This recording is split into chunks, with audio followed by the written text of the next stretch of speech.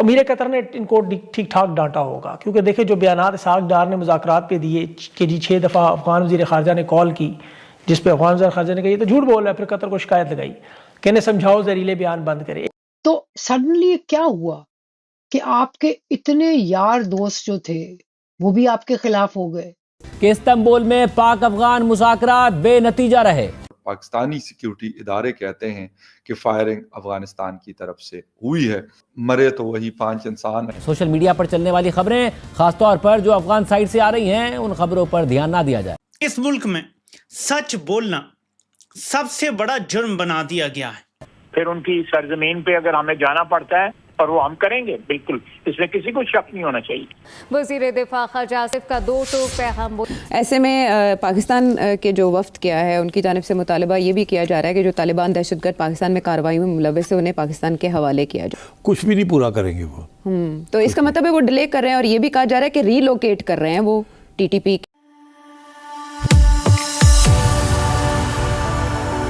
जय हिंद दोस्तों, मेरे चैनल मोदी देश में आपका स्वागत है। दोस्तों इस वीडियो को लाइक शेयर और मेरे चैनल को सब्सक्राइब करना मत भूलिएगा। तो दोस्तों जो पाकिस्तान अफगानिस्तान की टॉक हो रही थी वो फेल होगी, और ख्वाजा आसिफ ने कहा है कि डेडलॉक हो गया है और ये टॉक अब नहीं होगी। तो पाकिस्तान और अफगानिस्तान के बीच अब कोई नई टॉक पाकिस्तान कह रहा है नहीं होगी।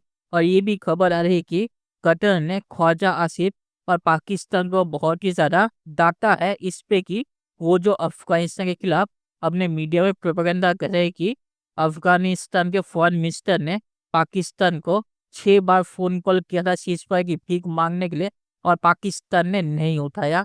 तो ये प्रोपेगेंडा पाकिस्तान ने फैलाया अपने मीडिया में, जो पूरा झूठ था।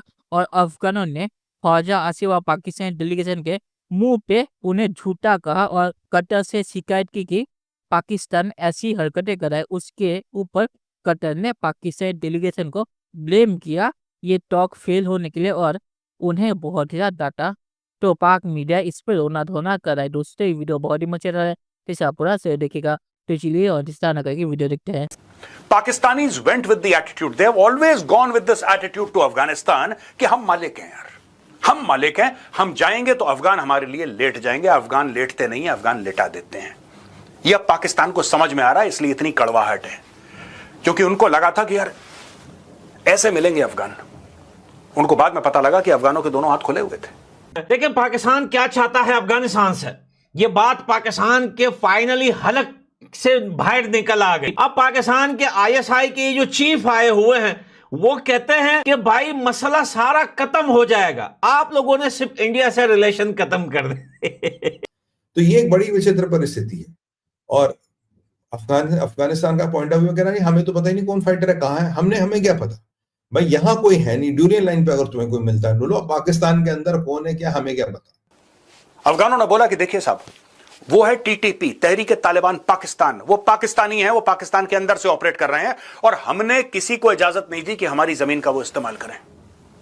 Please don't blame us, it's your internal problem, you sort it out. ये तालिबान ने पाकिस्तान को बोला है। The tribes are mixed like this. Loyalty is to tribes, not to the state. यही है वो फॉल्ट लाइन। मजे की बात यह है कि एक तरफ ख्वाजा आसिफ बड़े अपना सीना ठोक के कहते हैं कि जी हम बिल्कुल बहुत मारेंगे और अफगानिस्तान में जाके हम काइनेटिक मींस यूज करेंगे। दूसरी तरफ इंटीरियर मिनिस्टर जो कि फील्ड मार्शल के रिश्तेदार भी हैं या करीब हैं डेफिनेटली उनके, वो कहते हैं कि नहीं डिप्लोमेसी के थ्रू ही चीजें होनी चाहिए ना। ये डबल सिग्नल्स क्यों? बात यह है कि वो स्टिक एंड कैरेट के अच्छा जी मान जाएं ना। तो आज की तारीख में भी हजारों की तादाद में इस्लामिक स्टेट यानी कि दाइश के, अलकायदा के टेररिस्ट अफगानिस्तान के अंदर हैं, और उनको पाकिस्तान बढ़ावा देता है, उनको पाकिस्तान फंड करता है। दोस्तों ये सारी की सारी जब चीजें बोली तो पाकिस्तानी डेलीगेशन का मुंह खुला का खुला रह गया। The talks in Istanbul are deadlocked. Asif said the government had concluded that the talks between Pakistan and Afghanistan are over. You know, तुर्की बीच में पड़ा, ये पड़ा, होना जाना कुछ नहीं है। मैंने बहुत पहले भी बोल दिया था, कुछ नहीं होगा। जो पाकिस्तान टिपिकल लाहौरी एटीट्यूड है, मैंने जैसे बताया ना, ये सोचते कुछ हैं, करते कुछ हैं, बोलते कुछ हैं, समझते कुछ हैं, बताते कुछ हैं, इनकी हर चीज अलग है। जो टीटीपी है वो जिन इलाकों में है वो ये जो है ना कि कंधारी वर्सेस काबुल, ये तो उन एरियाज में है जहां के हकानी नेटवर्क है। तो कहीं कोई मिसकम्युनिकेशन हुई है, कहीं कोई झगड़ा हुआ है, जिसका कोई अंदर की बात ही कोई बता सकता है कि आखिर में हुआ क्या जो इतने डिफरेंसेस आ गए। और लास्ट चीज उन्होंने रखी, कैन यू गिव 100% श्योरिटी कि पाकिस्तान में कोई भी टेररिस्ट अटैक अफगानिस्तान से नहीं होगा। सवाल ये है सर, नॉर्दर्न अलायंस भी एक्टिव है, आईसिस भी एक्टिव है, आईसिस खुरासान भी एक्टिव है। Everything is not even with in the control of Taliban. Taliban के कंट्रोल में भी हर चीज नहीं है। तो मैं आपको एश्योरिटी कैसे दे दूं? कल को अटैक हो गया, आपने कहा जी अफगानिस्तान से हुआ। तो ये बेसिकली इस सीज फायर को डिरेल करने की पूरी कोशिश की गई।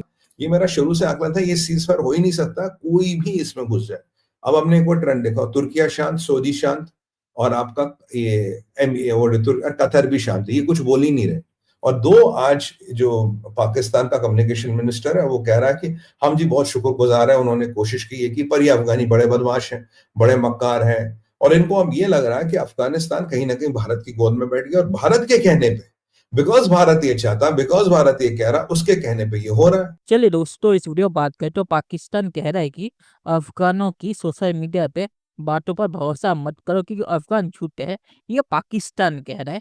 पाकिस्तान जिसने कभी सच्चाई बोली ही नहीं, वो कह रहा है कि अफगान झूठे हैं।